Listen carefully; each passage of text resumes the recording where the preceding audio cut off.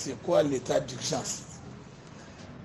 Écoutez, l'état d'urgence dans notre pays est une mesure que la loi a prévue, d'abord au niveau de la Constitution, et ensuite au niveau des lois qui ont été prises pour décrire la façon dont ça doit pouvoir se faire. Il y a une loi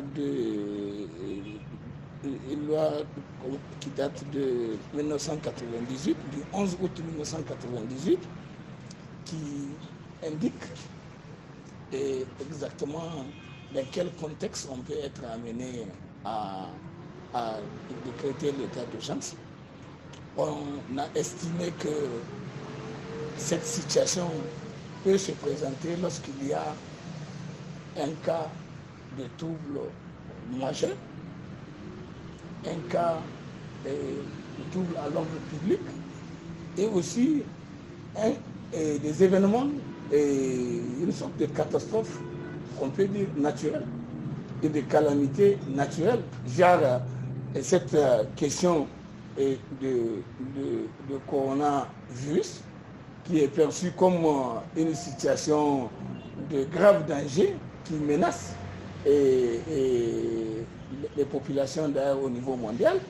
Le gouvernement du Niger a estimé devoir considérer que, en raison de tout ce que cela représente, tel qu'on l'observe, tel qu'on le constate au niveau international, comme au niveau local, pour faire la prévention, ils ont cru devoir prendre des mesures de cette nature à partir du 27 mars passé.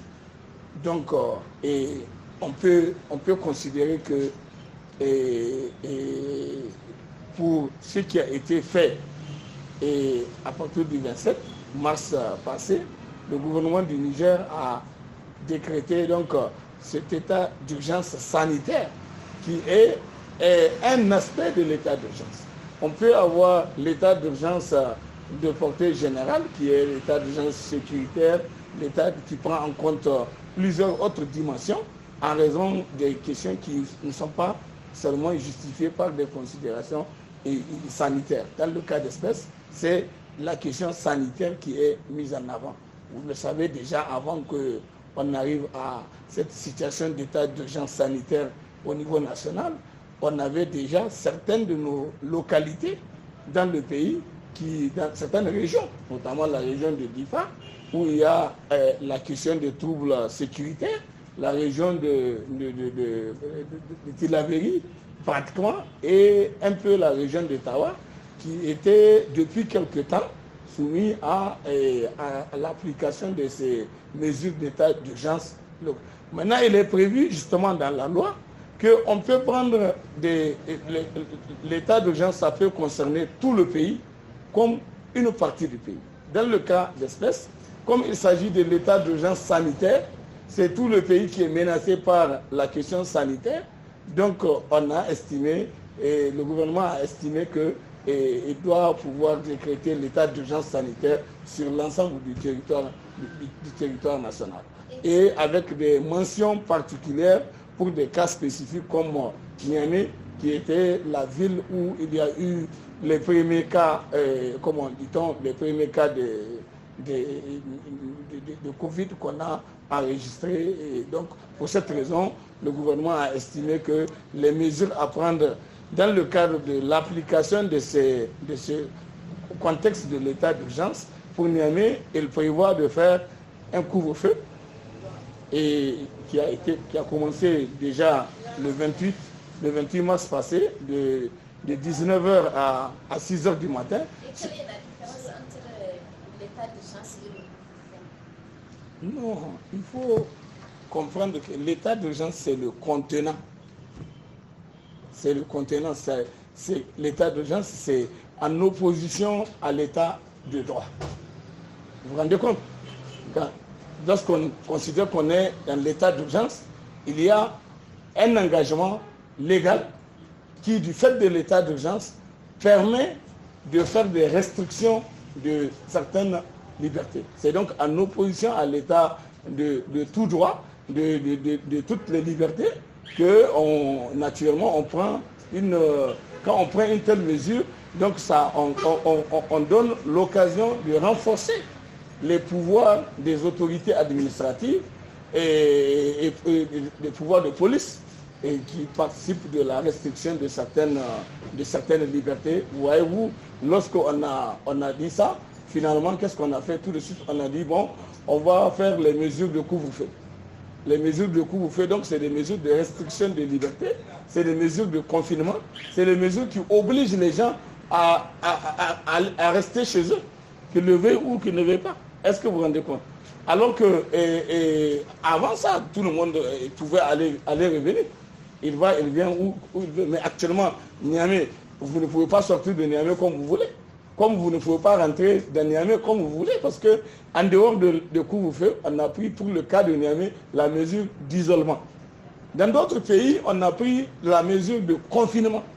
On a décidé de confiner les gens. Carrément, on oblige tout le monde à rester dans la maison et s'il n'a pas particulièrement des choses qui justifient ça. Ça, c'est ailleurs que ça puisse. Nous, ici, là, même les mesures de confinement, semi-confinement, là, qu'on est en train de faire de couvre-feu de 19h à 6h du matin, ça crée des choses très graves. Et par rapport à nous, sur le plan de la vie sociale, vous savez, nous, quand on nous confine, c'est à ce moment-là qu'il y a la promiscuité. À la différence d'autres pays où quand il y a confinement, les gens ils retournent dans leur piole, dans leur studio, dans leur maison, ils sont seuls avec à peine leur chat ou leur petit chien. En tout cas, il n'y a pas de gens, ils ne sont pas nombreux, vous vous rendez compte? Mais ici, chez nous, quand on dit à tout le monde de rentrer à la maison à partir de 19h, vous êtes dans un célibatarium où il y a déjà une dizaine de célibatariums dedans, et chaque célibatarium est une famille, et on a une petite cour qu'on partage, on a les mêmes douches, on a tout ensemble.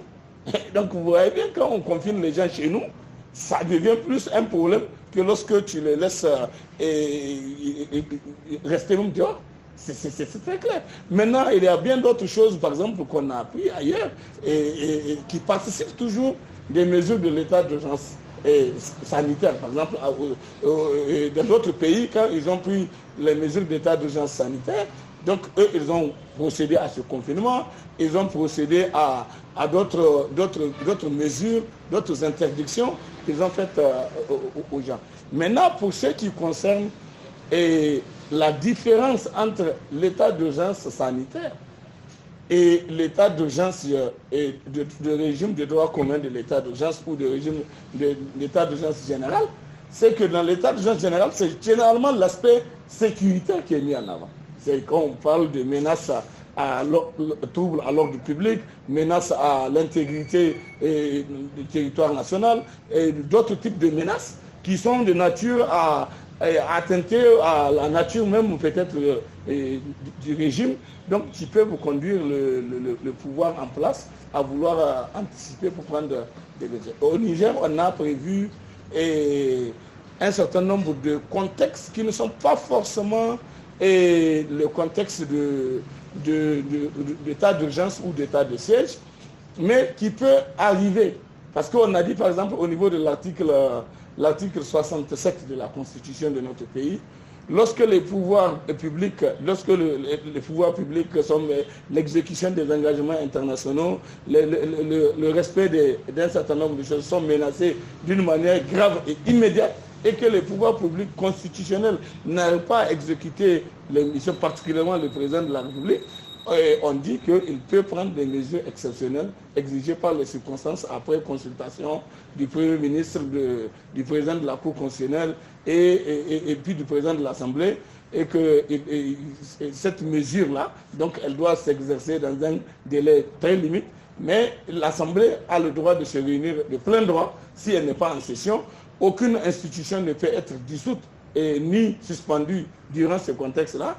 Et naturellement, l'Assemblée, elle est là pour mettre fin en cas d'abus. Si après 15 jours, elle peut décider, l'Assemblée peut dire qu'elle n'est pas d'accord. Comme ça a été le cas, vous avez vu, on a pris la première mesure quand le gouvernement a décidé de proclamer l'état d'urgence, donc le 27 mars, ça, il n'a pas eu besoin de demander l'avis de l'Assemblée. Mais pour pouvoir prolonger ça, après les 15 jours, il a fallu qu'il prépare un projet de loi, qu'il soumette à l'Assemblée nationale pour que l'Assemblée apprécie cela et décide d'accorder au gouvernement la possibilité donc de bénéficier de la prorogation de la mesure de l'état d'urgence. Et donc c'est ce qui a été fait avant-hier. Oh non, enfin, les gens font beaucoup de combinaisons.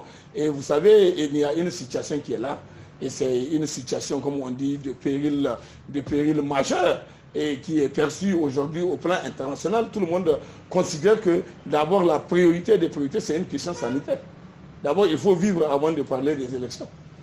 Et c'est clair, vous avez bien vu, nous avons dit aux gens il y a quelques mois, on était en train de plaider pour demander aux gens de respecter le code électoral, de venir, on va avoir un code électoral consensuel, de venir, on va respecter les lois, de ne pas aller faire la campagne avant la campagne. Les gens avaient dit non, et ils ne sont pas concernés par notre discours. Et on les a vus tout de suite en train de continuer à circuler partout dans le pays, en train de dire qu'ils sont en train de prendre contact avec leurs militants. Donc, comme c'est eux qui sont censés même veiller à l'application de la loi pour empêcher aux gens de faire. Par exemple, le ministre de l'Intérieur, qui en même temps est président de son parti, candidat de son parti, et donc il a estimé que l'homme plein de pouvoir, et donc il pouvait décider ce qu'il voulait, et c'est ce qu'il a essayé de faire, jusqu'à ce que le coronavirus vienne pour le clouer et l'obliger donc de prendre ces mesures-là, qui consiste à dire à tout le monde d'être distant. Vous, je suis obligé de me mettre à 1,5 mètre de vous, et compte tenu des mesures qu'on a édictées pour dire qu'il faut faire la distanciation sociale. Alors qu'avant, les gens étaient en train de vouloir aller en campagne. Chaque matin, vous les entendez, ils sont sur les médias publics en train de nous rabâcher avec des trucs pour montrer que les Nigériens sont tous ensemble derrière leur façon de faire. Mais aujourd'hui, le corona a permis de clouer les gens. On ne sait pas quand est-ce qu'il va libérer les gens.